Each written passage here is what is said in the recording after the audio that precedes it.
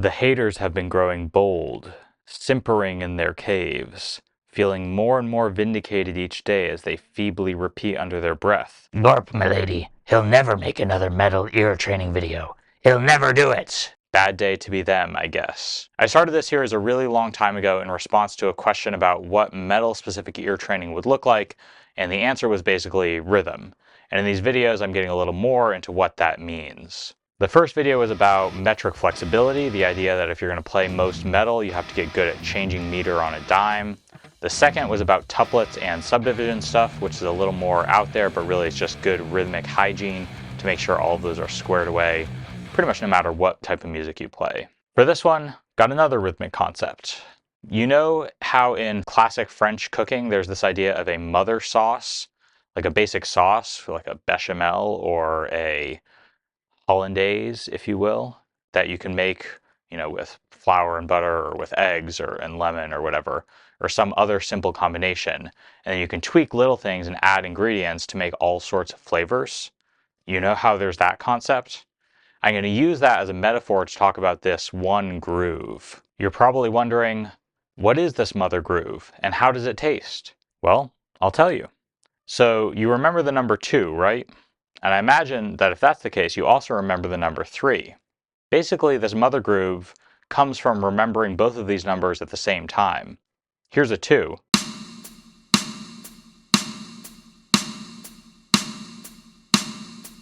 And here's a 3.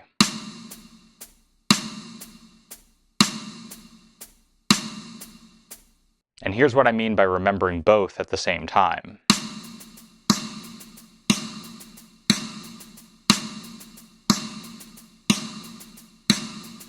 Here's one more concept that we need. There's a lot of evidence that when we hear stuff, we have to decide what is the beat, the tactus, if you're a big fan of this channel. This is the abstract layer in the background. And on the other hand, maybe literally in the other hand, if you're a drummer doing some weird stuff, you have to decide what is the rhythm, which is the thing that's happening in the foreground. If we hear the 2 as the background, we would notate this groove like this, and it might sound like this.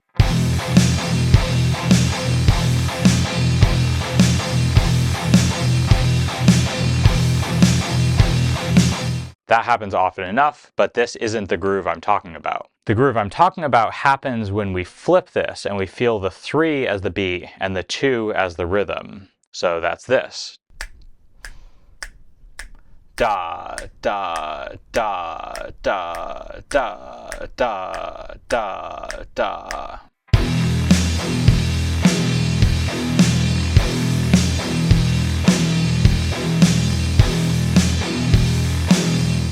That's it. That's the mother groove. Here it is pretty much just like that in an infectious riff from Javier Reyes' side project Mestiz.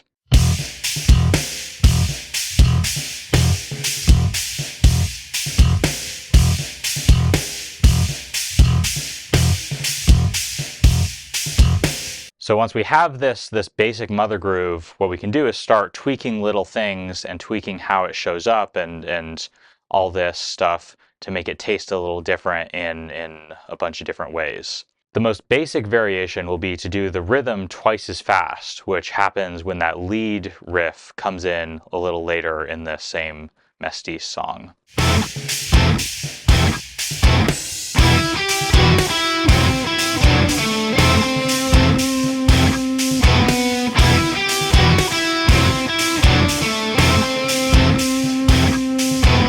Which, so it sounds like this. So instead of da, da, da, da, we have da, da, da, da, da, da, da, da, da, da, da, da. So now we're getting 4 equally spaced rhythmic hits in the space of 3 beats. We might notate that like this, as 4 dotted eighth notes in the space of 3 quarter notes. Remember, a dotted eighth note is equivalent to 3 16th notes, while a quarter note is equal to 4 16th notes. So either way, this whole span is 12 16th notes. It's important to get this straight conceptually. This groove is 2 or 4 attacks in the rhythm in the space of 3 beats. But we can also describe it as a string of 3s because dotted quarters or dotted eighths are 3 eighth notes or 3 16th notes respectively. And normally it's going to be more useful to think additively like this, to think of this as a bunch of threes, 1, 2, 3, 1, 2, 3, 1, 2, 3, 1, 2, 3, as opposed to thinking of it as cutting this space into 4 equal hits.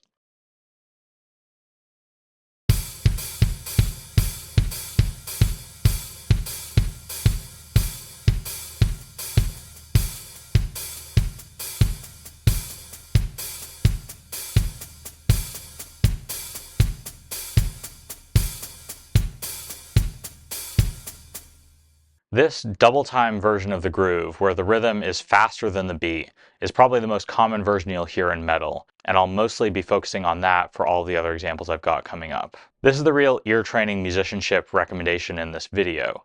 Get this groove into your body so deep it will never leave. In the beginning, it can help to count subdivisions against a metronome, like this. Like if you're going to go 1, 2, 3, 1, 2, 3, 1, 2, 3, 1, 2, 3, 1, 2, 3, 1, 2, 3, 1, 2, 3, 1, 2, 3, 1, 2, 3, 1, 2, 3, 1, 2, 3, 1, 2, 3. But eventually you'll just need to internalize where the rhythm lines up against the beat, like this. So da da da da da da da da da da da da da da da da da, etc. Doing all the snapping stuff, switching it between your hands, playing it on your instrument, doing it with feet versus hands versus voice. All of that is really important for getting this into your rhythmic practice so that you can actually use it and play it and feel it. But yeah, back to the theory side. I'm not exaggerating when I say that this is not just a popular groove in metal, but it is the most common basic building block for metal grooves. But here's the thing, most groove-based metal is in 4, and this basic unit of the mother groove only lasts for 3 beats. So what gives? Generally, this means that bands will truncate the groove somehow. If you do this right away, you get the super common tresillo pattern, or 3-3-2 pattern. The 3-3-2 refers to the number of eighth notes each hit lasts for. So it's 1, 2, 3, 1, 2, 3, 1, 2, 1, 2, 3, 1, 2, 3, 1, 2. And if you're doing that against a steady quarter, 1, 2, 3, 1, 2, 3, 1, 2, 1, 2, 3, 1, 2, 3, 1, 2, 1, 2, 3, 1, 2, 3, 1, 2. So you get a dotted quarter, then another dotted quarter, and then a regular quarter to round out the measure of 4. If you do the double time version I'm talking about, you get a 3-3-3-3-2-2 pattern. 4 dotted eighth notes and 2 eighth notes for a full measure of 4, like here.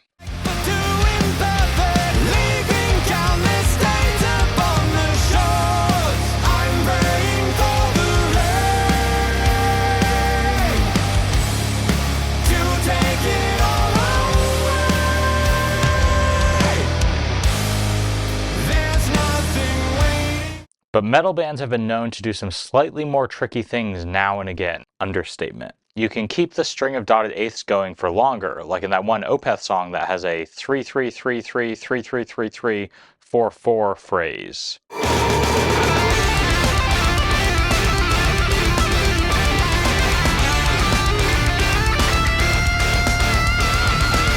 Heck, you can also make things trickier by not explicitly stating the beat through this groove, which is what happens in the much more memorable version of this same groove in the same song.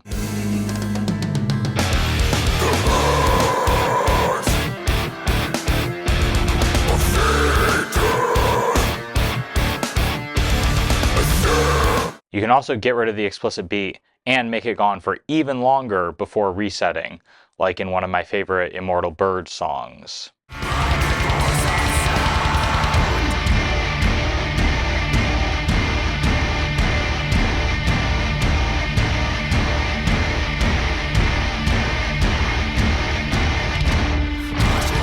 And you don't have to just play single hits in the rhythm. One main way to spice up this mother groove is to fill out the rhythmic part with little patterns other than just single hits, like the double hit that goes on for a long time before resetting in this Pantera riff.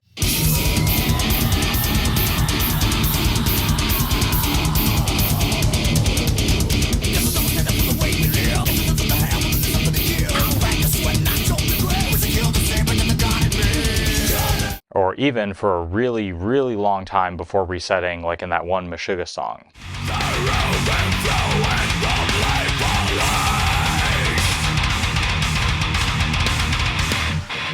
Even though this pattern is fleshed out and extended in a bunch of different ways, it's still based on the same skeleton, the same,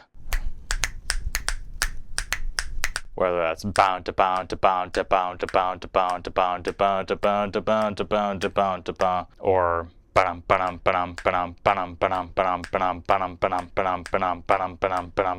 and just for completeness, I know we're talking about the double time version of this, but we can also do the halftime version of the pattern. So one attack for 3 quarter notes, or one repetition of a little cell for every 3 quarter notes, like, for example, in the last riff from Suffer in Truth.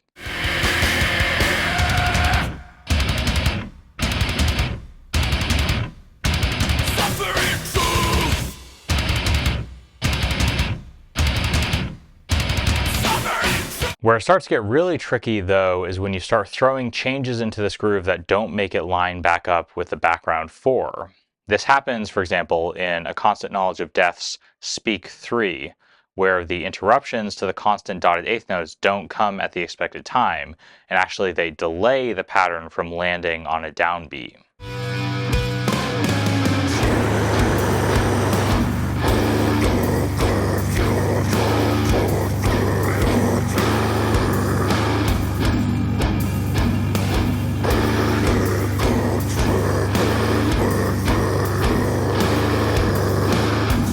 Or in this Pliny riff, where instead of changing the pattern to line it up with 4/4, they change the pattern so that it lasts for 13 eighth notes. So you get a bunch of dotted eighth notes in a row, and then one solitary eighth note on its own instead of, I guess you would need 4 to make it line up with 2 measures of 4/4.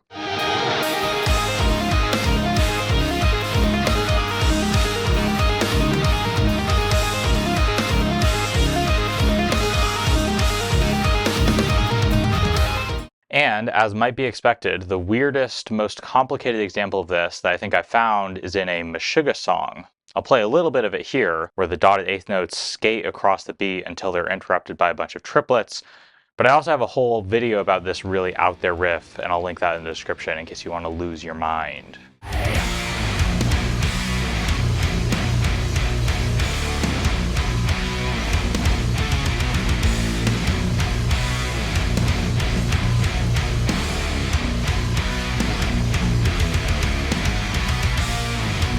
So yeah, that's what I'm calling the mother groove, this thing where you have dotted quarters, give or take a factor of 2, against a steady quarter note beat. This basic ingredient can be locked in and groovy and short and simple, like in that first, that Mesti song. It can also be dressed up and seasoned in all these different ways to make it still groovy, but much weirder. Of course, there are plenty of other types of grooves in metal, but this has got to be the most common family of them. So you ought to learn it if you want to get your ears trained for metal, in my opinion. I also didn't even go into how big this groove is outside of metal. It's the basis, if you think a little abstractly, for a whole bunch of Caribbean rhythms, and it's all over the place in jazz and hip hop and pop and rock for a start.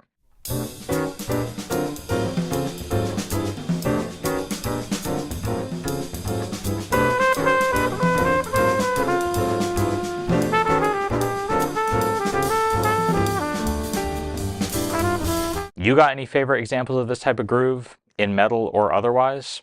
Throw them in the comments, why don't you? Also, send my haters a Get Better Soon card if you're feeling generous. See ya.